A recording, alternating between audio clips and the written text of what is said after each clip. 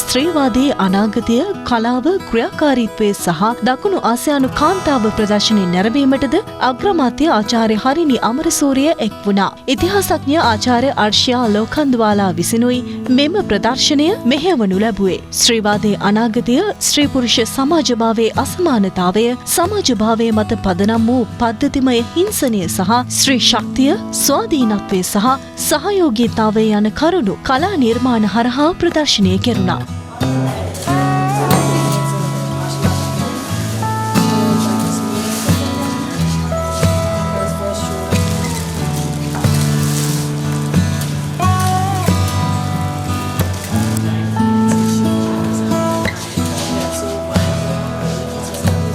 ශ්‍රී ලංකාව, ඉන්දියාව, නේපාලය, බංග්ලාදේශය, පාකිස්තානය යන දකුණු ආසියානු රටවල් නියෝජනය කරමින් ස්ත්‍රීවාදී කලාකාරිනියන් 11 දෙනෙකුගේ නිර්මාණ මෙහිදී ප්‍රදර්ශනයට එක් කර තිබුණා. ඔවුන්ගේ රටවල් තුළදී ස්ත්‍රීන් මුහුණ දෙන අර්බුද මෙම කලා නිර්මාණ තුළින් ඉදිරිපත් කර තිබුණා. මෙම ප්‍රදර්ශනය ලොව රටවල් කිහිපයකම ප්‍රදර්ශනය කිරීම සිදුවන අතර ශ්‍රී ලංකාවට පෙර එය ප්‍රදර්ශනය කරනු ලැබුවේ නේපාලයේ කත්මණ්ඩු අගනුවරයි. මෙම ප්‍රදර්ශනය ඔක්තෝබර් 8 වනදා දක්වා කොළඹ ජාතික කෞතුකාගාරයේ ලෝටස් කලාගාරයේදී පැවැත්වෙනු ඇති.